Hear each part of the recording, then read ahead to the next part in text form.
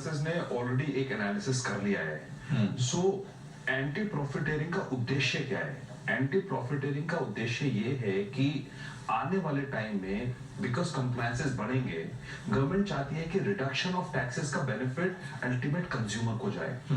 सबसे बड़ी problem anti प्रॉफिटेरिंग की आउटपुट टैक्स पर नहीं आने वाली है।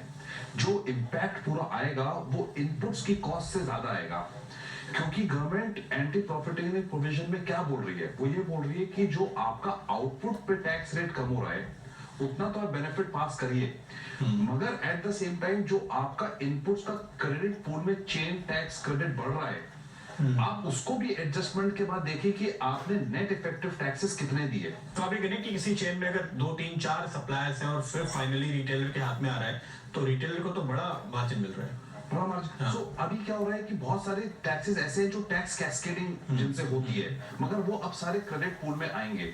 सो मुझे आउटपुट की तरफ पर इंपैक्ट असेस करने में प्रॉब्लम नहीं है, मगर थोड़ी सी ज्यादा प्रॉब्लम बिजनेसेस को कहां पर आएगी जस्टिफाई करने के लिए कि टोटल नेट टैक्स उनका कितना बड़ा।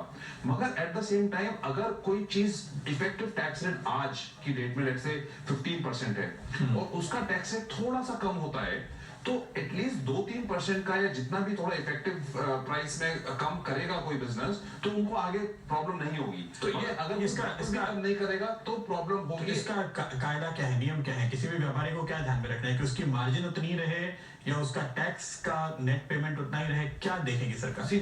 दोनों तरफ से देखना है। आउटपुट टैक्स जो सारे हर प्रोडक्ट पर, सप्लाई ऑफ गुड्स पर या सर्विसेज पर आउटपुट टैक्स रेट है, वो आपको चेक करना पड़ेगा, और आपका इनपुट टैक्सेस का क्रेडिट कितना बड़ा।